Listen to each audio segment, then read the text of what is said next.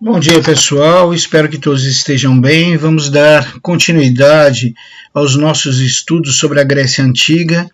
Estudamos na aula anterior o período homérico. Estudaremos nesta aula o período arcaico. O período arcaico, ele tem seu início. Vocês devem lembrar que o período homérico ele tem seu fim com o surgimento da polis, da cidade-estado grega. Consequentemente, o período arcaico ele vai ter o seu início com o surgimento da polis, com o surgimento da cidade-estado grega. Sempre o evento que determina o fim de um período, ele determina o início do outro.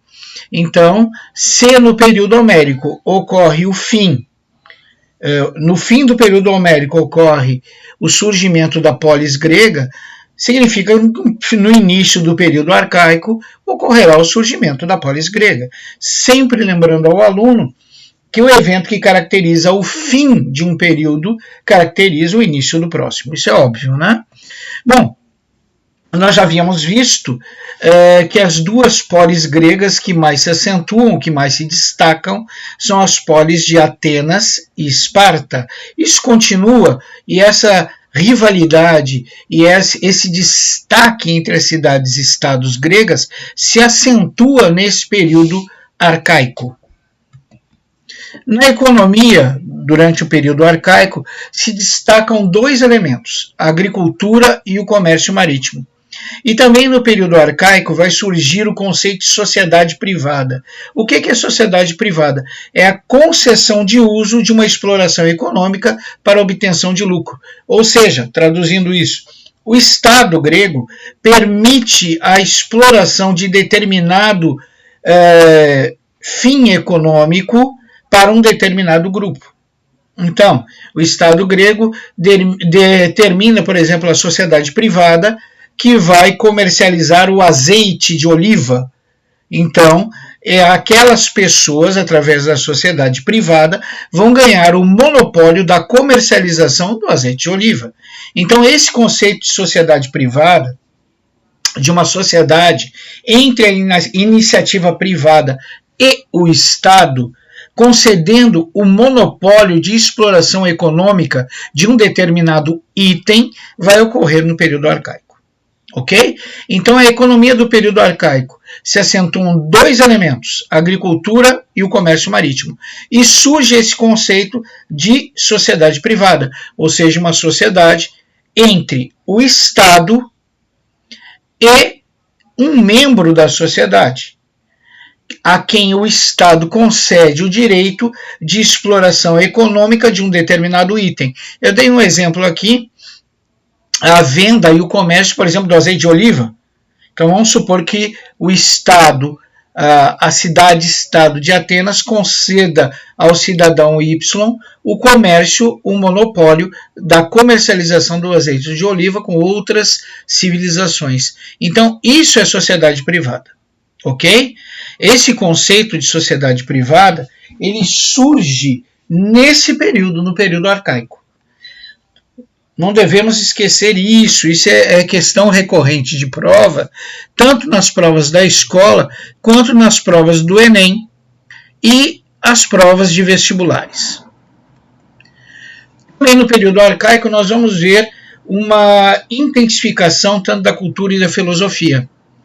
Nessa fase, a arte grega vai atingir seu apogeu, né? Tanto na construção de templos, quanto na expansão da pintura, da escultura e do artesanato, sobretudo os objetos de cerâmica. Trata-se também de um período muito importante para a filosofia, porque os filósofos vão deixar de buscar explicações em mitos, em fenômenos naturais, e vão começar a tentar explicar o mundo que os cerca através da razão, através da ciência. Então, observa como é importante o período arcaico. A filosofia grega passa a abandonar a mitologia como fator de explicação para fenômenos naturais e o mundo em geral que a cerca, e parte para a interpretação desse mundo que a cerca através da razão, através da racionalização e através da ciência. Isso é muito importante. Também nesse período arcaico nós vamos ver a descoberta do alfabeto fonético, que é exatamente um alfabeto composto de letras, tal qual o nosso alfabeto. E a religião? Bom, no período arcaico é o apogeu das consultas aos deuses, especialmente através de oráculos. O mais conhecido era o oráculo de Delfos, onde as pessoas de todas as classes sociais iam receber mensagens ditas pelas pitonisas, e essas mensagens, segundo as pitonisas, eram proferidas através delas, mas vinham do deus Apolo. Gente, eu vou fazer um parênteses e tentar explicar uma coisa para vocês. As pitonisas que ficavam no oráculo de Delfos, elas eram escolhidas quando crianças. Quando crianças, segundo algumas características físicas e o período de nascimento, se acreditava que aquela criança havia sido escolhida pelo deus Apolo para ser a sua pitonisa, para ser a sua intérprete aos homens, para transmitir o que o deus Apolo tinha de previsões aos homens. Essa criança era levada com entre 8 a 12 anos para a ilha de Delfos e ela ficava passaria a viver dentro de uma caverna. É claro que a sua alimentação, suas vestes, eram levadas até ela à caverna pelos sacerdotes.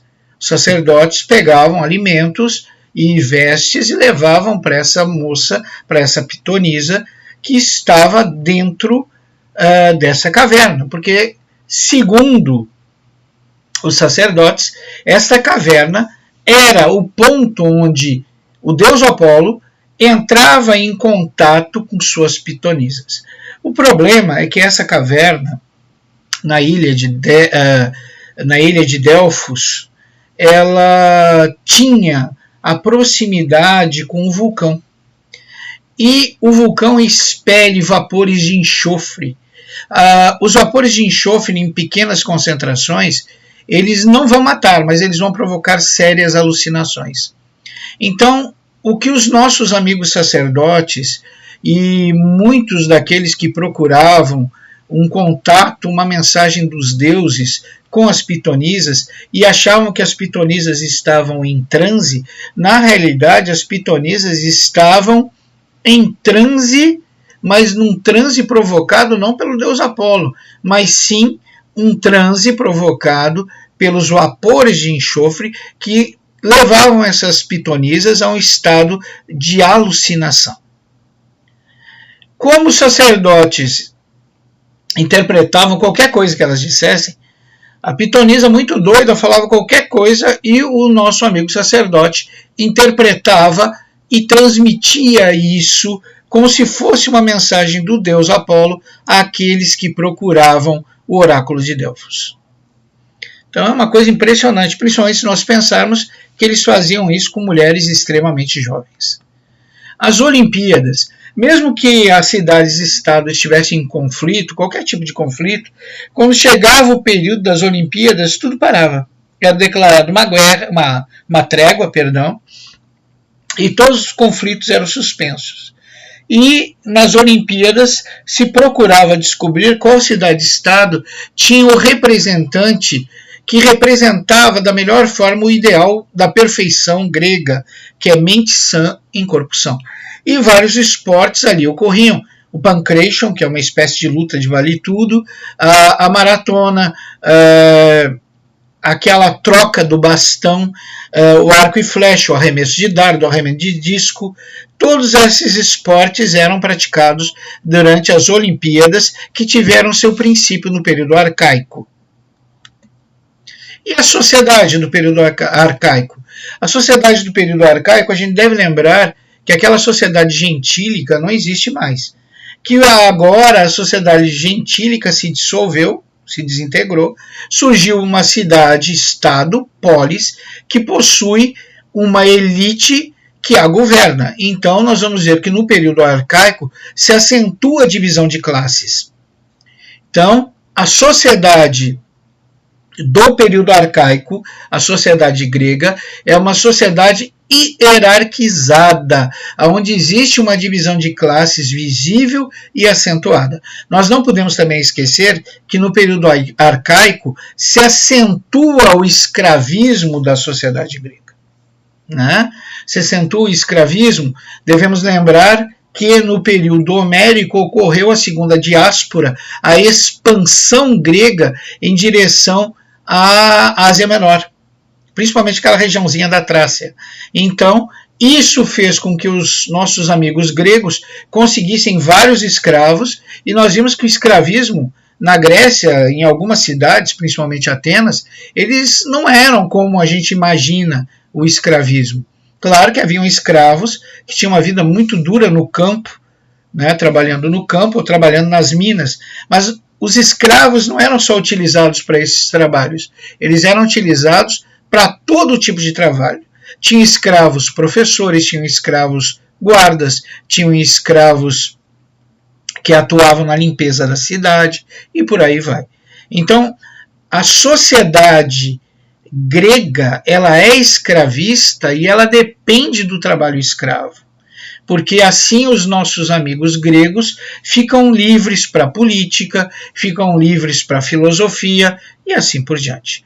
Então, primeira coisa que nós não podemos esquecer nesse período arcaico, é um período de uma sociedade hierarquizada, ou seja, com acentuada divisão de classes. Segunda coisa que nós não podemos esquecer do período arcaico em relação à sociedade, é uma sociedade escravista, cada vez mais escravista, que cada vez mais depende do trabalho escravo.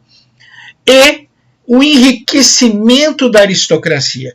Nós vamos ver que a aristocracia grega, a que possuía as melhores terras, a que tinha as melhores sociedades privadas, a aristocracia enriquecia cada vez mais. Então, havia uma concentração de riquezas na mão de uma minoria. Ainda no período arcaico, a política externa. Nós vimos no período homérico que a necessidade de novas terras fez com que os nossos amigos gregos se expandissem, é a segunda diáspora grega, através do mar Egeu, através do Mar Negro, em direção à Ásia Menor, principalmente aquela região da Trácia. E essa expansão fez com que as colônias gregas da Ásia Menor entrassem em conflito com os interesses do Império Persa. O Império Persa vai invadir as colônias na Ásia Menor e Atenas, principalmente a cidade-estado de Atenas, vai fornecer auxílio militar para essas colônias gregas que se encontram sob a ameaça da dominação persa. Eu quero lembrar a vocês que nesse período o Império Persa é o maior império do mundo, né? Um império vastíssimo, poderoso, que congrega em si uma riqueza imensa e um exército poderosíssimo. Então, o Império Persa, no seu processo de expansão, acaba dominando as colônias gregas na Ásia Menor e, para surpresa do Império Persa, eles veem Atenas, uma pequena cidade-estado grega, reagir contra essa dominação dos persas em relação às colônias gregas na Ásia Menor, e o Império Persa toma isso como um desaforo, como um assinte. Como é que uma cidade-estado pequenininha como Atenas tem a coragem de contrapor os interesses expansionistas do Império Persa? Então nós vamos ver que o Império Persa vai dar o troco, vai iniciar um processo expansionista em relação à Grécia, principalmente visando a destruição de Atenas, né, que ousou a se entrepor ao processo expansionista do Império Persa, que atinge as colônias gregas na Ásia Menor. Então, o Império Persa está irado com os nossos amigos gregos, especialmente com os persas. Bom, gente, então nós estamos aqui vendo o fim do período arcaico, e o fim do período arcaico se caracteriza pelo início do processo das guerras médicas. O que são guerras médicas? As guerras médicas, primeiro tem esse nome de guerras médicas, não é porque foi uma guerra dos gregos contra os médicos. Foi uma guerra dos gregos contra os medos. Quem é que são os medos? Os medos são os persas. Então, nós vamos encontrar no fim do período arcaico, o início do conflito entre persas e gregos, ou seja, o início do conflito entre gregos e persas. O início das guerras médicas. O início das guerras médicas caracteriza o fim do período arcaico e o início do período clássico. Mas o estudo do período clássico fica para a nossa próxima aula. Relembrando aos senhores que está disponível na plataforma, no vídeo complementar 1, a correção da prova de História do primeiro ano do ensino médio. Aconselho que todos vocês assistam, além deste vídeo sobre o período arcaico, também o nosso vídeo da correção da prova do primeiro ano do ensino médio, para dirimir dúvidas, para obter mais conhecimento. Agradeço a atenção de todos, espero que tenham gostado da aula, até a próxima e que Deus os abençoe a vocês e as vossas famílias. Até a próxima.